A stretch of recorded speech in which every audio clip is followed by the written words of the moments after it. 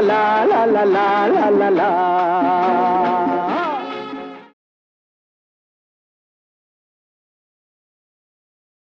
নমস্কার বন্ধুরা, রান্নার ইচ্ছেতে আপনাদের স্বাগত। আমি আপনাদেরকে ছোলা শাক কাটা কালকেই দেখিয়েছি, মানে কাটা বলবো না, ঝুড়িতে দেখিয়েছি আমি ছোলা শাক। সেই ছোলা শাক দেখুন, আমি শুধু একদম দেখুন ছোট্ট ছোট্ট ঝিরিঝিরি শাক, একে কাটতেও হয় না, কিছু করতে হয় না, শুধু কিন্তু পাতাগুলো নিতে হয়। মোটা মোটা কিন্তু ডাঁটা, এই ছোলা শাকের ডাঁটা কিন্তু খুব মোটা হয়, সেগুলো কিন্তু একদমই নেবেন না। একদম মুখের কাছে যে কচি কচি থাকে ডাঁটাগুলো, সেগুলো একটু ঠিক আছে, তাহলে কিন্তু চলবে, তা নাহলে কিন্তু চলবে না। এই দেখুন আমি ছোলা শাক কীভাবে কী করছি সেটাই আপনাদেরকে আমি আজকে শেয়ার করছি। কড়াটা একটু গরম করেই নিয়েছি, আগের থেকে একটু মুছে নিলাম। আমি কড়াতে আগে বড়িগুলো একটু ভেজে নেব। রান্নাটা কিন্তু সর্ষের তেলেই হবে, তাই আমি পরিমাণ মতন তেল দিয়ে দিলাম। আমি বড়িগুলো ভেজে তুলে নিয়েছি। এবার আমি একটা শুকনো লঙ্কা,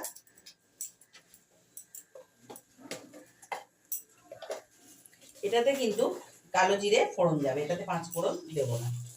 এই ছোট চামচের 1 চামচ কালো জিরে ফোড়ন দিলাম।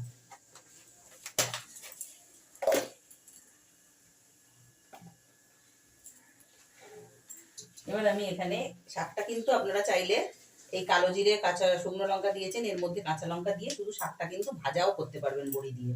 আমি এটাকে একটু শাকে ঘন্ট করছি, মানে একটু তরকারি মতন করে দিচ্ছি। আমি এখানে কুচনো শিম দিয়েছি, একটু কুচিয়ে বেগুন দিয়েছি, আর সামান্য আলু দিয়েছি। আলুটা কিন্তু না দিলেও নয়, আমি একটুখানি দিয়েছি।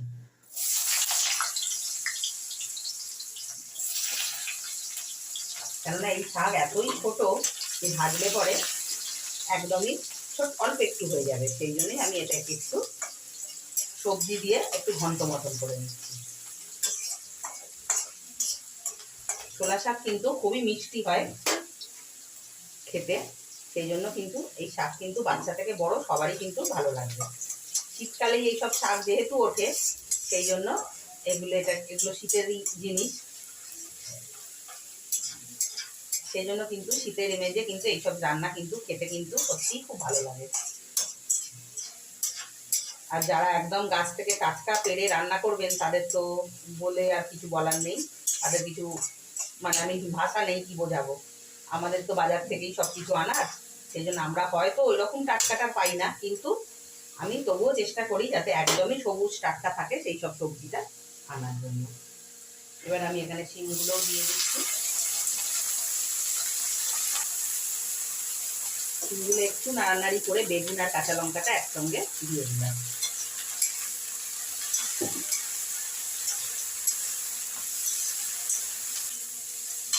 যত রকম শাকের মানে রান্না আমি আপনাদের সঙ্গে শেয়ার করছি, এই সব কিছুই কিন্তু আমার শাশুড়ি মায়ের থেকে এগুলো শেখা, কেননা আমি বিয়ের পরই এইসব রান্না কিন্তু শিখেছি।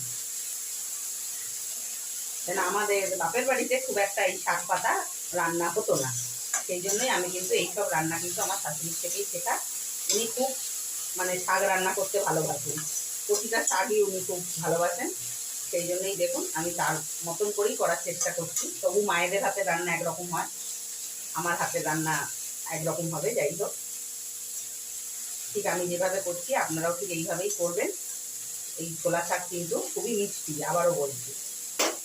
এবার একটু এটা ভাজি। আমার সবজিগুলো ভাজা হয়ে গেছে, এবার আমি শাকগুলোকে দিয়ে দিলাম। দেখুন একদম মিহি ছোট ছোট শাক।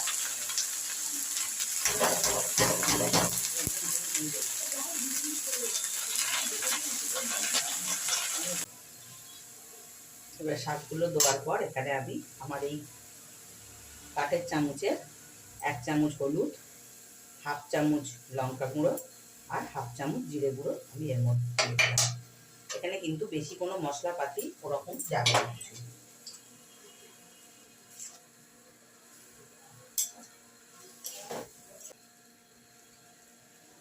এবার আমি এখানে পরিমাণ মতন নুনটাও দিয়ে দিলাম।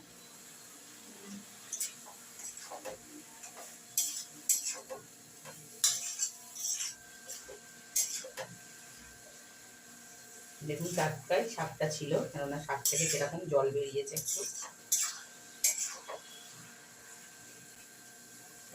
শাকটা নাড়তে না নাড়তেই কিন্তু জল বেরিয়ে গেছে।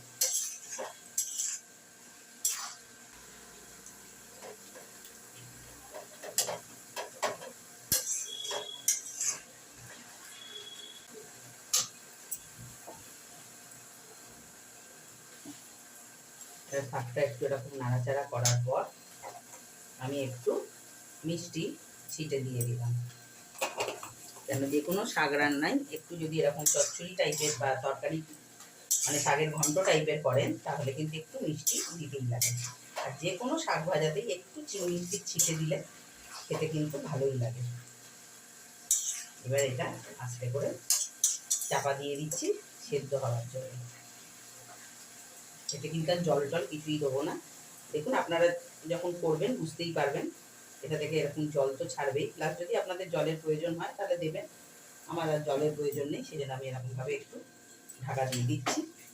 আঁচটা একটু ধিমু আছে, এটা আস্তে আস্তে হোক। দেখুন শাকটা খুলেছি আমি, আমার জল এখনো চোখায়নি, ওই জন্য এই বড়িগুলোকে আগেই ভেঙে নিয়েছি। আমি বড়িগুলোকে এর উপরে দিয়ে দিলাম। বড়িটা দিয়েও একটু নাড়ানাড়ি করে নিই, কেন বড়িটাও একটু সিদ্ধ হতে লাগবে।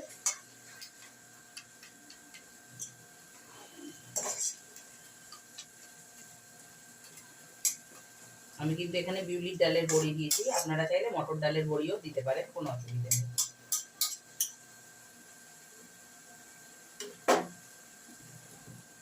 আবার একটু ঢাকা দিয়ে দিলাম, তারপরে আমি ফাইনালি ফেরত আসছি। ফাইনালি কিন্তু আমার শাক কিন্তু একদম দেখুন রেডি হয়ে গেছে। আমার ছোলা শাক কিন্তু একদম রেডি। আমি আপনাদেরকে পরিবেশন করে দেখাচ্ছি। এইভাবেই রান্না করে আমাকে কিন্তু অতি অবশ্যই কমেন্টে জানাবেন।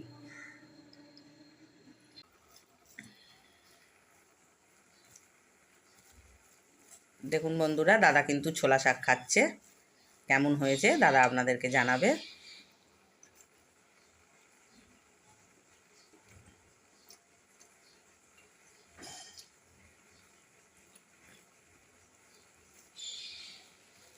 ছোলা শাকটা একটু মিষ্টি,